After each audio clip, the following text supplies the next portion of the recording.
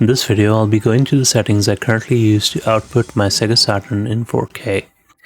All of the gameplay shown in this video is captured using real hardware, outputting at 60 Hz, meaning all the games are either US, Japanese retail, NTSC conversions, or translations. First off, let's discuss the tangled web of connections used to achieve this image. The Saturn is a 60 Hz modded PAL console with the Terra Onion mode installed. The video is outputted to a Retrotink5x using the HD Retrovision Mega Drive component cable with the Saturn AV port connector. The component cables are fed into a gcomp automatic 8x2 component switcher. The Retrotink5x outputs via HDMI to 8-in-1 HDMI switcher, which in turn connects to the Morph 4K.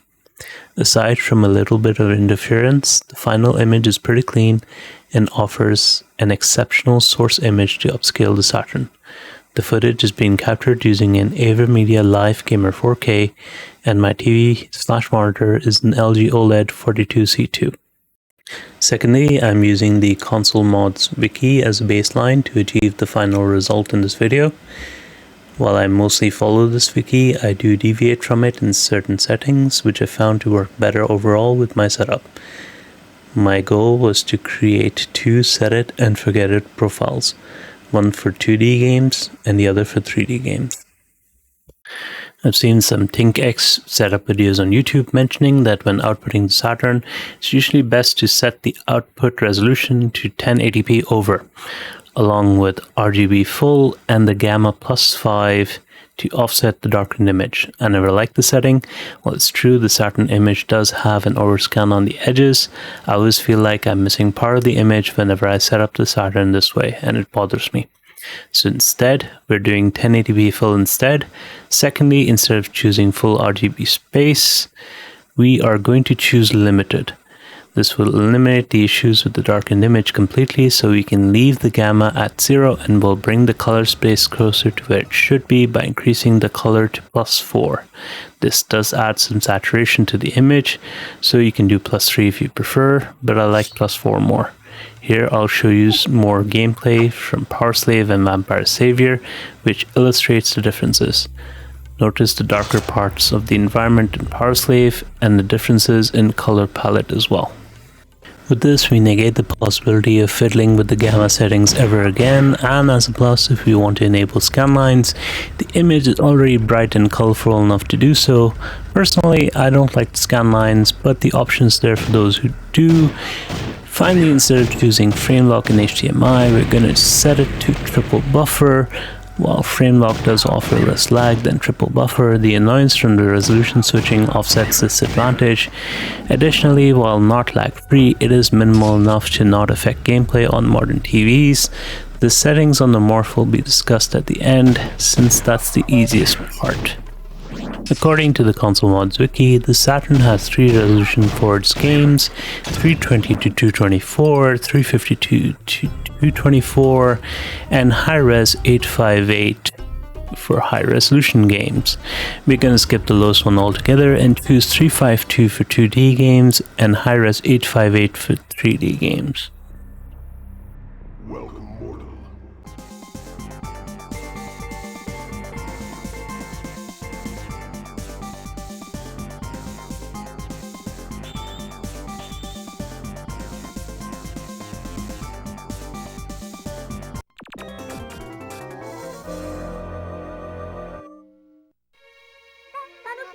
Get ready.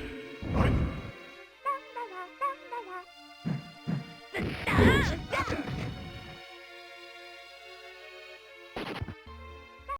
I'm now going to do a short tutorial on the settings I use in order to set up the 2D and 3D profiles on the Retrotink5x. And I'm going to be choosing 2 games in order to illustrate this. For 2D games, I'm going to be using Street Fighter 03. However, you can use any of the Capcom fighting games for this example. And for the 3D games, I'm going to be using Virtua Fighter 2. So first, in Street Fighter 03 or any Capcom fighting game, you just want to make sure that you're in game before you start fiddling with any settings on the Retrotink5x. So here you can see that I'm in game, and I'm just going to bring up the pause menu. So that's going to keep the game where it is while I fiddle with my settings. And here you can see that I'm switching over to default, and I'm connected through component, and output res is 1080p fill. And here we're gonna change nothing until we come to the hardware sampling, and we're gonna change that for our 2D games to Saturn 352. And down here, post-processing, we're gonna go color boost +4. Just to show you the effect, first we're going to go RGB limited. We're going to keep VSync at triple buffer because I don't like the screen blacking out all the time. And we're going to go color boost 4. And again, like I said before, you can go color boost 3 if you think that's too saturated. And just for good measure, I'm going to go LPF strong, and that's it. Just go in and save your profiles like I'm done here. And you're done. You can see the image is coming through clear and the colors look excellent. And here, going into the Morph 4K, one of the things you want to make sure of is that your Morph is on the latest testing firmware. So I'm just going to show you here how to update your Morph to the testing firmware. Just go to the update channel, set it to testing, and check. And it'll show you the latest update in the firmware channel. Now we're going to go to video, and the first thing we're going to do is go to advanced video, and you're going to change the frame lock to minimum lag. While you are going to get some lag from the Retrotink5x because you've set it to triple buffer, by setting the frame lock to minimal on the Morph 4K, it won't add any unnecessary lag. And then it's just a matter of scaling the image so that it fills up your screen. And here, just use the input vertical and horizontal shift to shift the image until it gets to a place where it fills up your screen and you like it.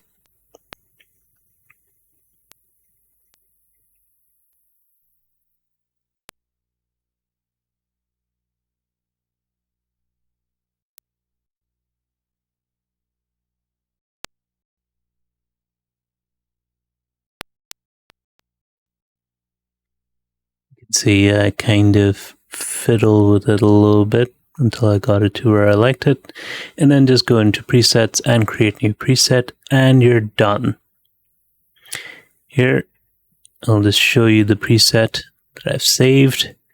It's the Saturn 352 2D preset, and load it, and it's about the same as what I just showed you. Hope that helps you set up your 2D games, and now we'll move on to 3D.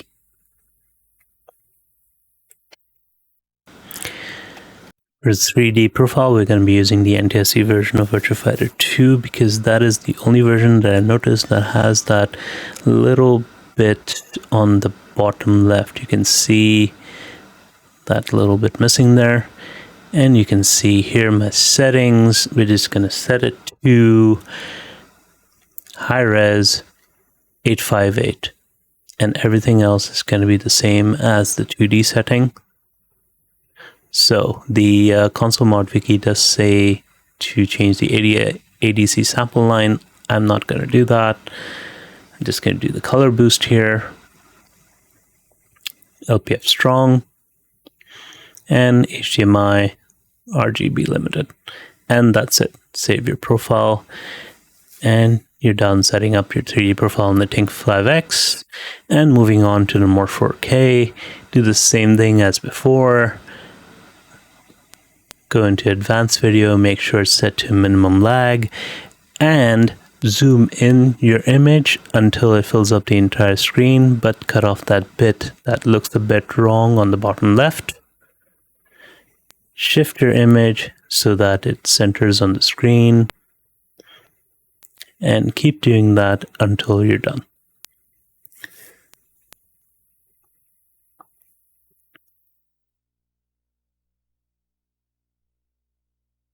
As this video goes along, you'll actually see that once the settings are done, I'll actually load in my own settings to show you how close they are to this quick and dirty scaling that I just did.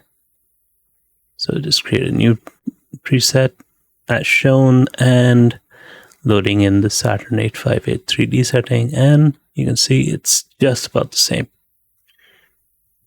And that's it. It's that easy. As an aside, if you want the true Console Wiki experience, you can go into the Retrotink5x status screen to see the current game's resolution and change your resolution accordingly. I personally find this a bit troublesome, but you do you. Anyways, here's a bit of gameplay to showcase how these settings work out. Enjoy.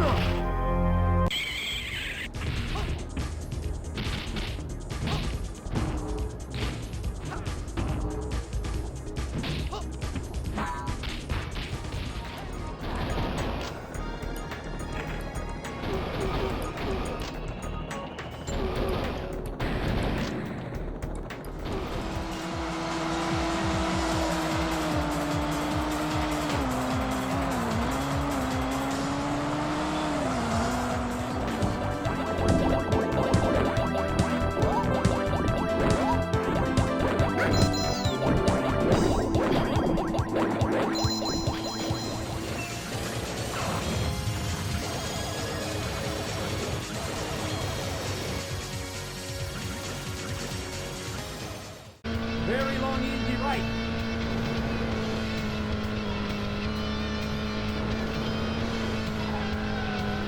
Long easy right, baby. Very long easy left.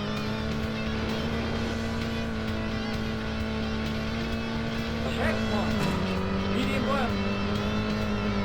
Wow. Medium left, baby.